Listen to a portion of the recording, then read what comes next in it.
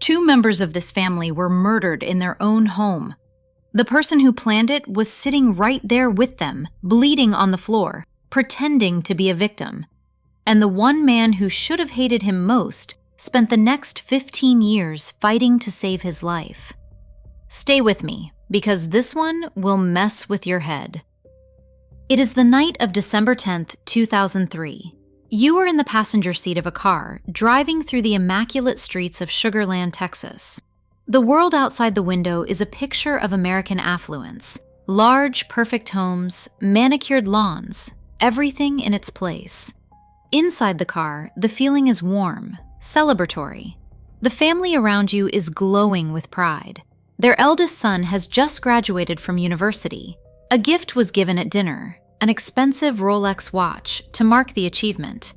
The conversation is light, full of plans for the future.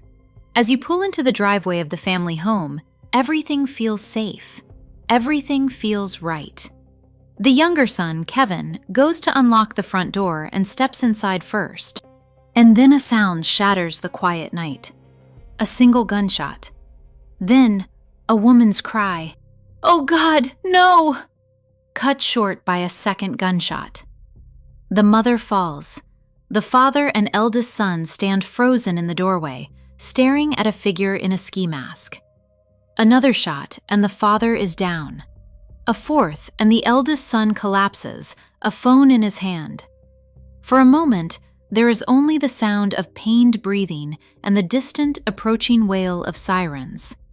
What looked like a random, brutal home invasion was something else entirely. This is the investigation into the Whitaker family murders.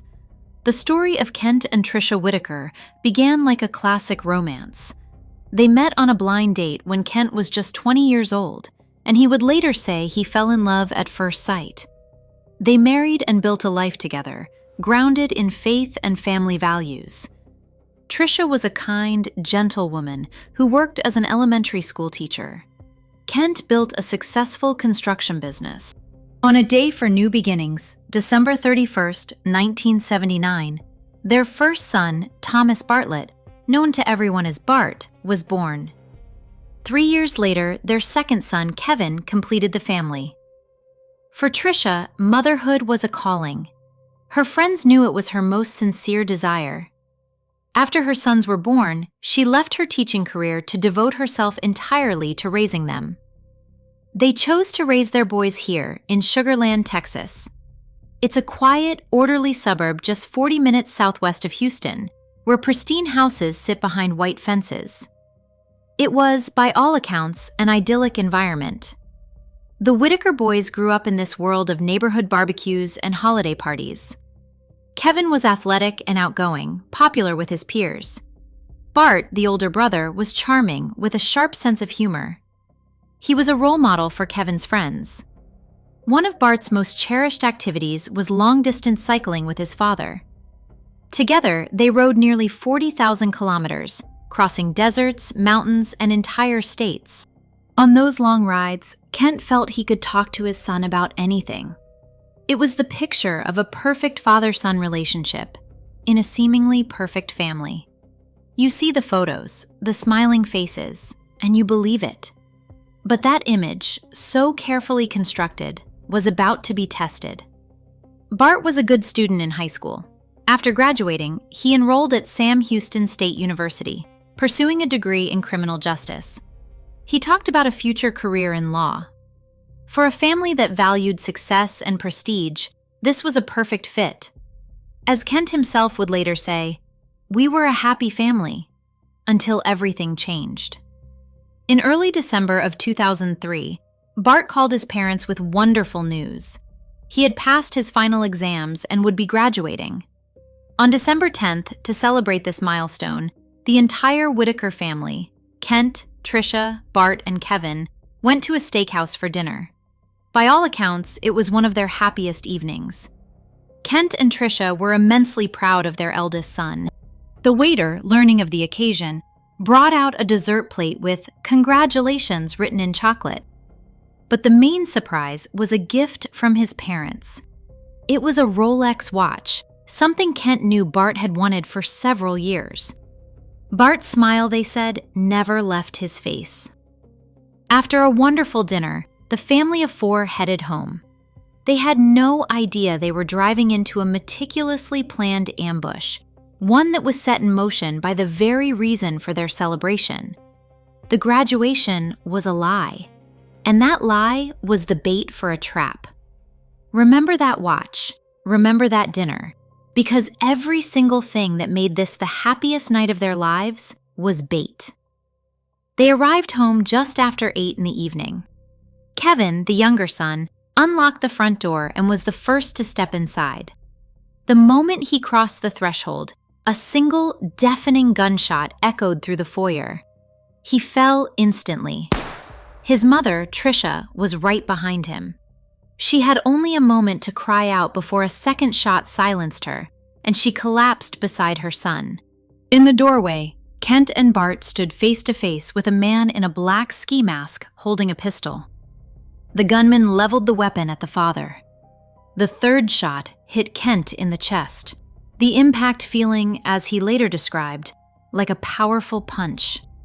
He was on the floor, shock overwhelming the pain, a cold dread washing over him as he heard the fourth and final gunshot. This one was for Bart.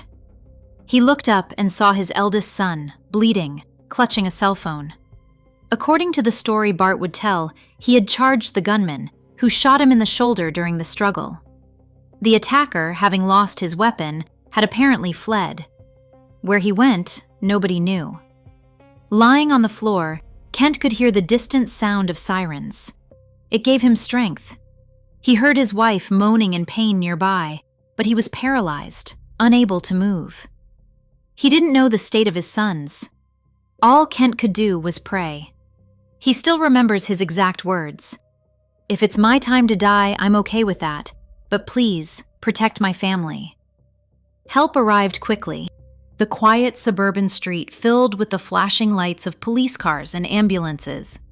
Neighbors, alarmed by the gunshots, emerged from their homes to a scene of chaos that had never before touched their peaceful community.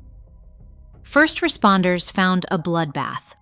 19-year-old Kevin Whitaker, a kind and popular young man with his whole life ahead of him, was pronounced dead at the scene. He had been shot at point-blank range in the chest and died instantly. His mother, Tricia, was clinging to life. She was airlifted by a life flight helicopter, but her injuries were too severe. She died in transit, never reaching the hospital. Kent and Bart, both wounded but alive, were rushed to Memorial Hermann Hospital. When Kent regained consciousness, he saw his own parents by his bedside. His first words were a question he already knew the answer to. "My wife is dead, isn't she? Tell me the truth." They confirmed his worst fear. In the space of a few minutes, on a night that began with such happiness, Kent Whitaker had lost his wife of 24 years and his youngest son. He looked over at Bart, lying in a nearby bed, also wounded. And in that moment, Kent made a decision. He would be strong for his only surviving son. They would get through this together. While Kent was grappling with his devastating loss, investigators from the Fort Bend County Sheriff's Office began their work at the Whitaker home. On the surface, the narrative seemed clear. A home burglary gone horribly wrong. A family returns unexpectedly, startling an intruder who then panics and opens fire. But as detectives walked through the house, the scene started to feel wrong. The lead investigator, Detective Marshall Slott, noted several inconsistencies. The first was the so-called ransacking. In the master bedroom, dresser drawers were pulled open, but they were all open to the same neat distance, just a few inches each. A professional burglar, working quickly, would typically pull drawers out completely, dumping the contents to search for valuables. Here, nothing of value in the house, electronics, jewelry, had been touched. Then there was the weapon.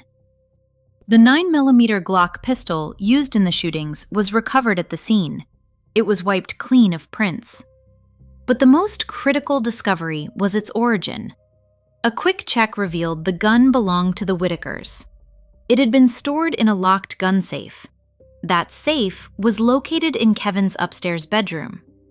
The intruder had not only known where to find the gun, but had also come equipped to break into the safe to get it.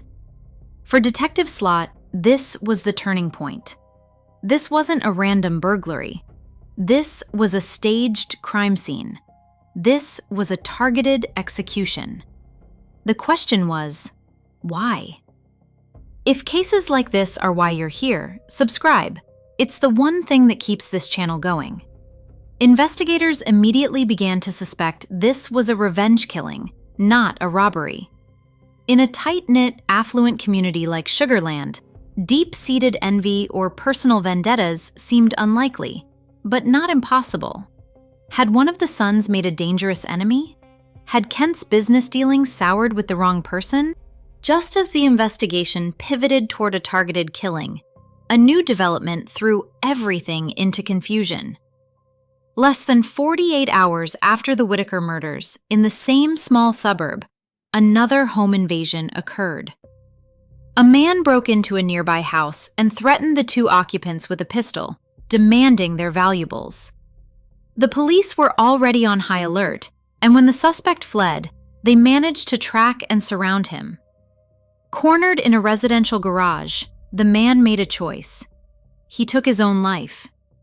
The suspect was identified as 20-year-old Jerome Lytton Brown, a man with a prior criminal record. It seemed too coincidental. Had they found their killer? Was this frantic, desperate man the same one who had so coldly executed two members of the Whitaker family? A glove had been found on the curb outside the Whitaker home. They brought in specially trained scent tracking dogs to see if they could link the scent from the glove to Jerome Brown. But dog after dog, the result was the same. No connection. Jerome Brown had nothing to do with the Whitaker murders. It was a dead end, a truly bizarre coincidence that ultimately served only to distract from the real truth. With the random robbery theory debunked again, investigators returned their focus to the family itself. On December 14, 2003, just 4 days after the attack, police asked Kent and Bart to return to the house and walk them through the events of that night. It was an agonizing experience, forcing a grieving father and son to relive every horrific moment. Both Kent and Bart were cooperative, seemingly eager to help the investigation in any way they could. Meanwhile, behind the scenes, detectives were digging into the family's background, and they found something. They checked with Sam Houston State University about Bart's graduation. The university had no record of it. In fact, Bart wasn't a graduate. He wasn't even a senior. Thomas Bartlett Whitaker was a freshman, and he was flunking out. He had been placed on academic probation and was on the verge of being expelled. The entire celebration, the pride, the dinner, the Rolex, was built on a foundation of lies. Police decided Kent had to know. They informed him immediately. When confronted, Bart confessed the lie to his father, claiming he was afraid of disappointing his perfect family. For Kent, it was a gut punch. The anger he felt was mixed with a cold, creeping fear. He understood instantly what this meant. Any lie, especially one this significant, would now focus all police suspicion directly onto Bart. The media was already swarming the case. Kent had just lost half his family and was desperate for justice. Now, the investigation was closing in on his only surviving child. The case was becoming a national story. A wealthy family gunned down in their perfect suburban home. It was a tale of American dreams turned to nightmares. And in the center of it, a grieving father and a son with a secret. But the truth was far more sinister than anyone yet imagined, and it was about to be delivered to Detective Slott in a clandestine meeting. On the evening of December 15th, just 5 days after the murders, Detective Slott was at home when his phone rang around 11:30 at night. It was the desk sergeant at the station. "Hey, Marshal," he said. "There's someone here who wants to talk to you. Says it's urgent." Slott agreed to meet the informant in the dark, empty parking lot behind the police station. The man was nervous. He said his name was Adam Hipp, and he was an old friend of Bart Whitaker's. For the next 3 hours, in the cold of that parking lot, Adam Hipp laid out a story that chilled the seasoned detective to the bone. He told Slot that years earlier, Bart had approached him with a detailed plot to murder his entire family. He even drew a diagram for the detective, a crude map of the Whitaker house. The plan he described was terrifyingly familiar. The ambush would happen in the foyer as the family entered. He would kill them one by one. The motive was money, a $1 million inheritance Bart expected to collect. The plan even included shooting Bart himself in the shoulder to make him look like a victim. It was a blueprint for the exact crime that had just been committed. Adam Hipp had an alibi for the night of the murder. He was working hundreds of miles away. So, if he didn't do it, who did? The police had one more request for him. Call Bart. Detective Marshall Slot needed Bart Whitaker to incriminate himself. The plan was simple, a recorded phone call. Adam Hipp dials Bart's number, the tape rolling. He tells Bart the police have contacted him, that he's being brought in for questioning. He asks a desperate question. What should I do? What should I say? Detective Slot then instructs Adam to call a second time, with a specific script. If you want me to keep quiet about your plan, Adam was to say, I need money. Bart Whitaker agreed immediately. He would give Adam every dollar he had. The instructions were to leave the cash in Adam Hipp's mailbox. And Bart did it. He made the drop. With that single act, he confirmed to police that the plan Adam described was real. Detective Slot now had his proof of a conspiracy. He also had a new working theory. If Bart had approached Adam, it was likely he had approached others. Someone for whom money, as the saying goes, has no smell. Slot's team began investigating Bart's two closest friends, Chris Brashear and Stephen Champagne. The two men, both in their early 20s, worked with Bart at the Bentwater Country Club in Conroe, Texas, about an hour's drive from Sugar Land. For months before the murders, the three were inseparable. But when questioned, both Brashear and Champagne claimed they knew nothing. They heard nothing about any plan. The investigation had hit another wall, but the truth was about to be delivered to the one person who wanted to hear it least. The police were now obligated to inform the sole survivor of the attack of their findings. You can imagine that conversation. Detective Slot had to sit across from Kent Whitaker, a man who had lost his wife and youngest son, and tell him that his only remaining child, the person he was clinging to for strength, was their prime suspect. Kent did not believe it. He couldn't. In the weeks after the shooting, he and Bart had grown closer than ever. They were two survivors, bound by a shared immense grief. They talked for hours, supporting one another, almost never apart. The idea that this was all an act of profound betrayal was simply impossible for Kent to accept. His son was innocent. And then, one evening, Bart told his father he was going out to see his girlfriend. He promised he would be back the next morning. But Bart Whitaker never came home again. Police almost immediately found his abandoned SUV. The door was open, the engine still running, but the owner was gone. Bart had vanished. He had panicked, realizing the police were closing in on his friends. When Kent checked his accounts, he made another devastating discovery. His life savings, accumulated over many years, were gone. Vanished, along with his son. Even then, Kent tried to hold on to his belief in Bart's innocence. He told himself the boy was just scared, that he ran from the pressure of a false accusation. You don't run from a murder you didn't commit. That was the logic. But a terrible doubt had begun to creep into his mind. 10 days after Bart's disappearance, a letter arrived. Kent recognized the handwriting immediately. It read in part, "Dad, there is so much I want to say, but I can't find the words. Just know that I cannot and will not let anyone go through the hell of the coming weeks. If I can atone for all my sins, I will start over with a clean slate. I love you very much." The language was veiled, but for Kent Whitaker, the meaning was crushingly clear. His son had done it. A part of the man had already died on the night of the shooting. Now, it felt as though he had lost everything. He recalled collapsing into a chair and just weeping for a very long time. While Kent was grappling with his shattered world, Detective Slott was closing in. He asked Chris Brashear and Stephen Champagne to provide what police call scent samples. Using canine units, he compared those samples to evidence collected at the crime scene. The detective's hunch proved correct. The dogs indicated that Chris Brashear's scent was on the gun safe that had been forced open that night. His scent was everywhere. But most importantly, it was on the 9mm handgun used in the murders.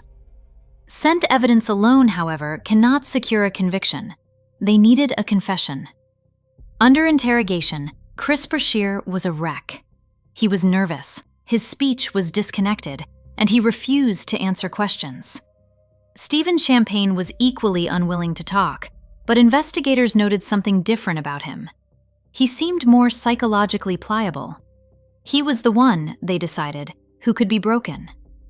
The police placed a wiretap on Champagne's phone and began a campaign of pressure, bringing him in for frequent, intense interrogations. The strategy worked. On the wiretaps, they heard Champagne complaining to friends and family about the constant pressure, about his depression. They were on the right path. It took an immense amount of time, but their work finally paid off. One day, a full year and a half after the murders, Stephen Champagne broke. He called Detective Slott himself and said he was ready to talk. He confessed his role in the crime. He was the getaway driver, waiting in a car with the lights off as the Whitaker family entered their home. He heard all 4 gunshots. Chris Brashear, he said, was the shooter, and Bart Whitaker was the mastermind. The motive? Bart had promised them a share of a massive inheritance, supposedly as much as $10 million, but they never received a penny. When Kent was told this, he was baffled. There was no $10 million. The family's insurance payout was nowhere near that sum. Bart had been lying to his friends, promising them whatever he thought they wanted most. A few days later, Champagne led Detective Slott to a trove of physical evidence. He showed them the exact spot on a bridge over Lake Conroe where they had disposed of a large duffel bag. 3 days after that, in the dark, silty water, a dive team found it. Inside was the clothing Brashear wore during the crime, including the second glove. There was ammunition, walkie-talkies, and the murder weapon itself. In September of 2005, police arrested Stephen Champagne and Chris Brashear for the murders of Tricia and Kevin Whitaker. But they still didn't know where to find Bart. With the arrests, the case was back in the news. A reward of $10,000 was offered for any information on Bart Whitaker's whereabouts. And that brought a phone call. A man identifying himself as Rudy contacted police. He said he knew exactly where Bart was because he had helped him get there. Rudy and Bart had worked together at a restaurant in Houston. Bart told him he was being unfairly pressured by law enforcement for a crime he didn't commit and needed to flee the country. Rudy agreed to help. For $3,000, he drove Bart south, across the border into Mexico. Now, seeing the $10,000 reward, Rudy simply wanted to get paid again. Bart had ended up in a tiny village, about 70 miles from the Texas border. He started his new life with around $7,000 in cash, the money he stole from his father. He spoke some Spanish and soon found a small apartment and a job at a local furniture store. He also had a new identity. He now called himself Rudy, the name of the man who brought him there. He spent his evenings drinking beer and meeting local women. He told everyone the scar from his bullet wound was from a tour in Afghanistan. The entire village seemed to embrace him. His employers, a local family, came to love him. He once told them they were the family he never had. He claimed he was an only child, and that he never loved his mother because she was a prostitute who never loved him. For 14 months, Bart Whitaker lived a carefree life as Rudy. Then, acting on the tip, U.S. Marshals coordinated with Mexican authorities. Bart was arrested and deported back to Texas. Kent Whitaker saw his son for the first time since he fled, not in a home, but in a jail, through bulletproof glass. Bart spoke first. "Dad, I'm so sorry," he said. "I'm so sorry for all of this. It's all my fault." Kent replied, "I love you, and I forgive you." In March of 2007, the trial began. The state assigned one of its toughest prosecutors, Fred Felkman. Felkman was convinced Bart was a sociopath, a pathological liar and manipulator who felt nothing. He wasn't a product of his circumstances, Felkman argued. He was simply born that way. The prosecution would be seeking the death penalty. This created one of the most unique situations in Texas legal history. The state was seeking to execute a man for a double murder, while the man he tried to kill, his own father, was passionately arguing to save his life. Kent took the stand and told the court, "If you give Bart the death penalty, you will make me a victim once again." He would lose the very last member of his family. On the stand, Bart was asked the question that everyone wanted answered. Why? He claimed it was never about the money. He said, "I always felt that any love my family gave me was conditional, based on standards. I never felt it was real." Prosecutor Felkman called this complete crap. He argued there was zero evidence the family had ever done anything but love him unconditionally. He argued Bart simply hated his family and was obsessed with the idea of destroying them. Investigators then revealed that the 2003 ambush was not the first time Bart had tried to kill them. In December 2000, he had approached 2 college roommates with a similar plan. They got scared and backed out. In April 2001, he had a new conspiracy. A different acquaintance found out and reported it to the police. The police informed Kent and Tricia, who dismissed it as a tasteless joke. The police let it drop. The information was lost in a file, forgotten until now. Looking back, Kent tried to find some way to understand his son's actions.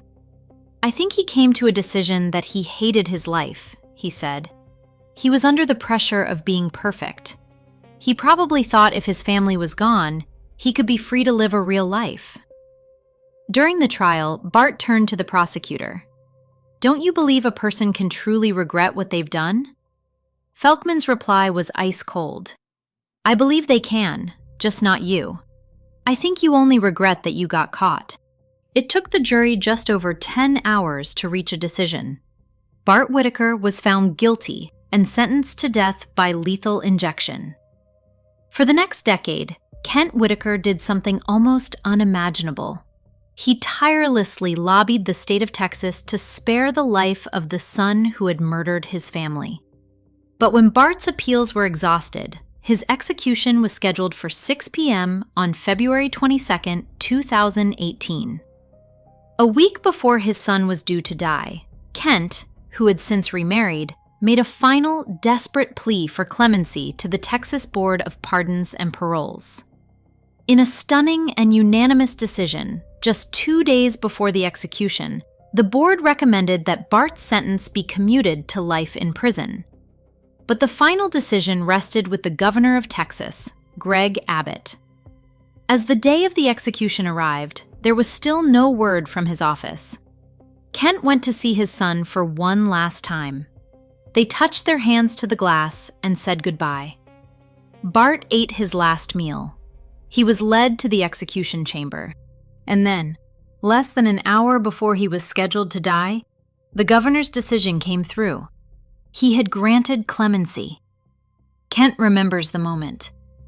"We were all praying, and suddenly my phone rang. They told me the execution was stopped. We were just screaming with happiness." After all the pain Bart had caused him, it was Kent who fought for him, and Kent who saved him. Today, Bart Whitaker is serving a life sentence without the possibility of parole. Kent and his second wife Tanya visit him regularly, speaking through a glass partition. Chris Brashear, the shooter, will be eligible for parole in 2035. Stephen Champagne, the driver, is already a free man. And in a final, unsettling demonstration of his character, no one is sure if Bart's remorse was ever genuine. His polite, friendly demeanor behind bars so impressed some of the prison guards that they wrote letters to the governor asking for his life to be spared. The quiet, calculating manipulator had, once again, managed to win people over. Here's what I keep asking myself. Was Bart ever truly sorry? Or did he fool his own father one last time? Tell me what you think in the comments. I read them all. If you believe that the full story of a case must be told, even when the truth is this difficult to confront, consider subscribing. We are dedicated to presenting these events with the detail and respect they deserve.